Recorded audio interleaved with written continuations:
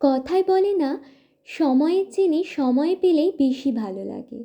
শীতের সময় যে কোনো ধোঁয়া ওঠা পরোটাই দারুণ লাগে। মা হঠাৎ করেই বলল আলু পনির পরোটা বানাবে। আমি তো সত্যি বলতে শুনে খুব খুশি হয়েছিলাম, কারণ অনেক দিন পর এরকম পুরভরা পরোটা খাচ্ছি।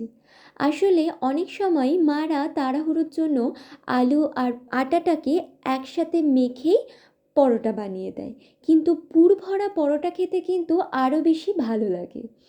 কেন জানি না, এই পুরভরা পরোটার ওপর একটুখানি যদি মাখন দিয়ে দেওয়া হয় তাহলে কিন্তু আরও দারুণ লাগে।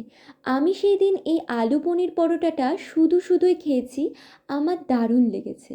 তবে চাইলে কিন্তু এটা আমরা যদি রায়তা কিংবা দই আর আচারের সাথে খাই তাহলে আরও সুন্দর লাগে।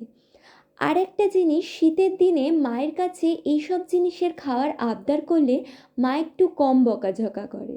তাই তো শীতের দিনে আমরা এইসব জিনিস একটুখানি বেশি খেয়ে থাকি। আচ্ছা, পুরো রেসিপিটা কিন্তু আমি খুব সুন্দর করে এখানে তোমাদের সাথে শেয়ার করেছি। তবে ডেসক্রিপশানে আমি আবার ভালো করে সমস্ত মশলার নাম অ্যাড করে দেব, তোমরা চাইলে দেখে নিও। আর যাওয়ার আগে তোমরা কিন্তু ফলো আর সাবস্ক্রাইব করতে ভুলে যেও না যেন।